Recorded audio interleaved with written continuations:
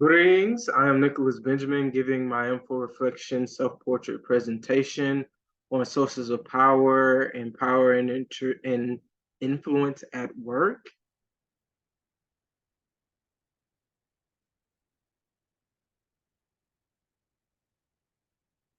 For resume power examples, for example one, I decided to go with my education background. It's an example of expert power and reference power. For expert power, it shows my specialized skills. And as a manufacturing equipment engineer 3, having a master's degree bodes well amongst my constituents. It shows that specialized skills are valuable to my company as well to my peers. It's also an example of referent power. It shows trust, admiration, and respect amongst my colleagues. I am one of 3 hired as an engineer amongst 2 shifts, which is about 30 individual headcounts supporting department staff. The second example is my lead applications engineer role. It shows a legitimacy of power as a resume example. It displays my ability to hold resources. In this role, I have managed unique project programs, and this is translated into my current role, where I'm assigned special projects such as facility engineer, basically managing 6 other technicians for operations. For influence tactics that I've had work experience with, I decided to highlight reciprocity. Reciprocity is a huge factor of basically synergizing energy amongst people.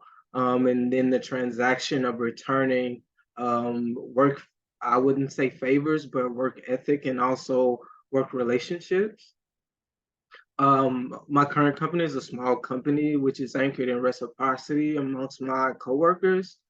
The example is with coworkers that I have developed a rapport with, identifying sub-assembly activities that require sequential action and proficiency for time to delivery. This image is a photo of the fab that I work work in. And you can see there's a broad sense of equipment and structure in terms of 5S, which is quality control, which is necessary for proficiency and time for delivery. My coworker was in M3 as an example, where we sought to have a repository for training material and knowledge articles for new hires, trying to meet the growth goal per quarter of 4X. Working with that constituent, we decided to do weekly meetings and for new hires to be onboarded properly, and other additional members cross-department leadership to discuss best plans for training and actionable items to create production-ready fabrication. This is an example of influence tactics amongst my peers, highlighting reciprocity for training and integrating department tasks. The second example of using influence tactics by a peer highlights the influence tactic of social proof, where people do what others do. With upper management working from home mostly at my site, peers struggle with taking action that managers seek to enforce. For this example, there was a manager that requested a change in templating for run log that is shared between shifts, which is basically information sharing. And once a coworker implemented this request by the manager, everyone else followed suit. Managers have implemented at my site coercive power by placing selective individuals on improvement plans. And this is a sign of a use force or fear tactic to rein in change requests. They have also changed leave policies, and everyone is more present in a manageable work shift schedule.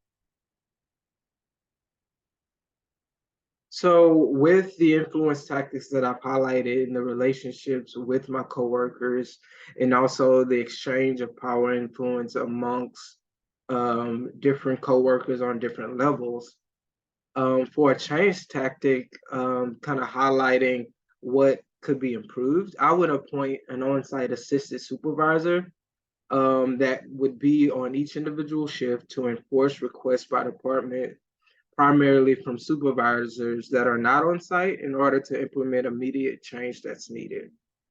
Again, highlighting referent power would be useful most effectively, I think, and assigning authority and influence would encourage advocacy um, as time progresses from shift to shift, and it'll also give more visibility to to managers that aren't on site. Given that management has already exhibited use of coercive power, I think as a change tactic, I would counteract this by implementing change, or at least soliciting information from the workforce for liking influence tactic, by asking HR to survey employees for input on work-life balance, and then that could translate into policy and better communication and execution between managers and employees. This is the reference for this assignment. Thanks for listening.